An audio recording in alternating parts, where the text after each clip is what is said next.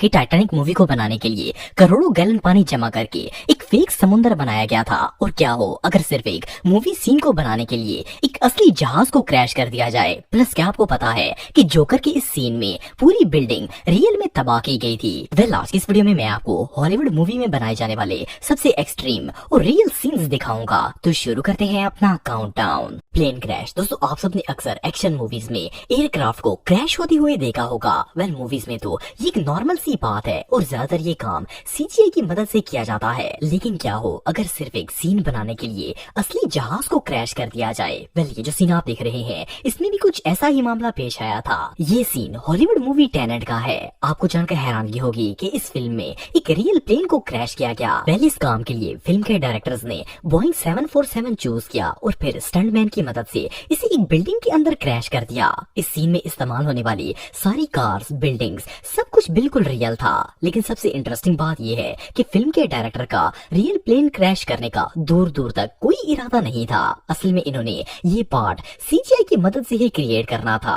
लेकिन इस सीन को सीजीआई और स्पेशल इफेक्ट से बनाने का खर्चा रियल प्लेन क्रैश करने से भी ज्यादा था। इसलिए डायरेक्टर्स ने सोचा कि क्यों ना एक रियल प्लेन ही क्रैश कर दिया जाए। सो इन्होंने बोइंग 747 खरीदा और इसे क्रैश करके एक रियल सीन बना दिया। इससे ये सीन न सिर्फ रियलिस्टिक हो गया बल्कि सीजीआई की निस्बत खर्चा भी बहुत कम आया।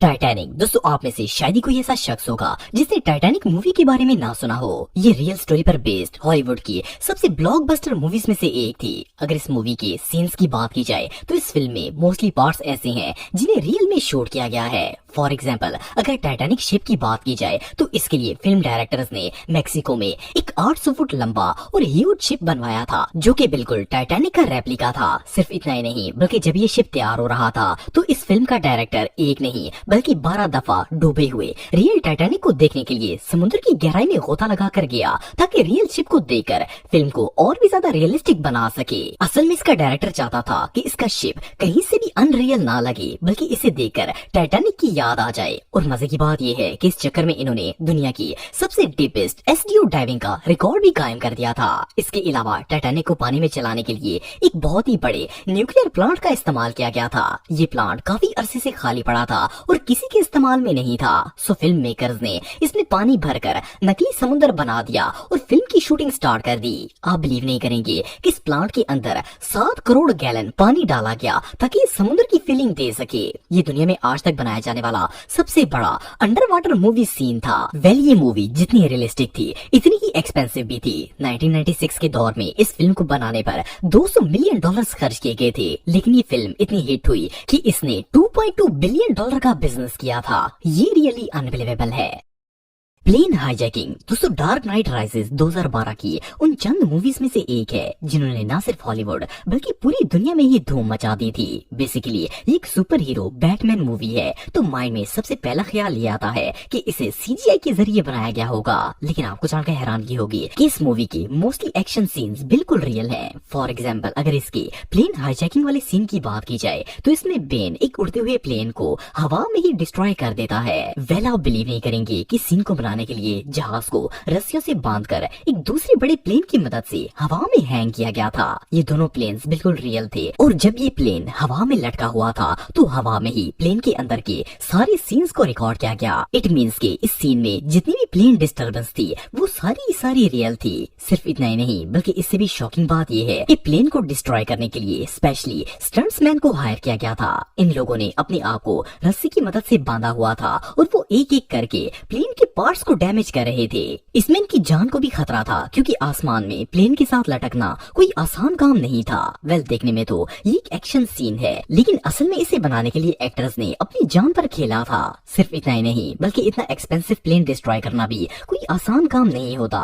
एनीवे जो भी हो आजकल मूवीज के डायरेक्टर्स फिल्म बनाने के लिए किसी भी हद तक जा सकते हैं। Nuclear blast. दोस्तों अगर आपको हॉलीवुड मूवीज देखने का शौक है तो आपने रिसेंटली रिलीज होने वाली मूवी ओपनहेमर देखी होगी। ये फिल्म बेसिकली एक ऐसे शख्स की स्टोरी है जिसने न्यूक्लियर बॉम्ब इन्वेंट किया था। इसमें इसके न्यूक्लियर बॉम्ब बनाने का पूरा प्रोसेस भी दिखाया गया है। नॉर्मली जब इस तरह की सीन्स बनाने की बात आती है तो डायरेक्टर्स सीजीआई की मदद लेते हैं लेकिन इस फिल्म में जो ब्लास्ट दिखाया गया है इसमें एक भी चीज सीजीआई बेस्ड नहीं है। पर सोचने की बात यह है कि अगर इतने बड़े ब्लास्ट सीन में सीजीआई इन्वॉल्व नहीं है तो फिर इसे किस तरह बनाया गया होगा? वेल, सबसे पहली बात तो ये है कि इस सीन को बनाने के लिए फिल्म के डायरेक्टर्स ने एग्जैक्ट वही लोकेशन चूज की जहां 1945 में सबसे पहला न्यूक्लियर टेस्ट किया गया था। आपको जानकर हैरानगी होगी कि ये न्यूक्लियर ब्लास्ट करने के लिए 68 टन टीएनटी बॉम्ब्स का इस्तेमाल किया गया था। सिर्फ इसे रियलिस्टिक लुक देने के लिए फिल्म की पूरी टीम ने अपनी जान दांव पर लगा दी थी। जस्ट इमेजिन, टन्स के हिसाब से बारूद इकट्ठा करना और फिर इसे ब्लास्ट करना, ये किस हद तक खतरनाक साबित हो सकता है। लेकिन बहरहाल ये सीन सेफली रिकॉर्ड कर लिया गया था। शूटिंग टीम का कहना था कि जब ये ब्लास्ट हुआ तो पूरी जमीन हिलने लगी और इससे इतनी हीट पैदा हुई कि इसने सबको डरा दिया था। बहरहाल जो भी हो, एक फिल्म के सीन को बनाने के लिए इस हद तक चले जाना सच में हमाकत है।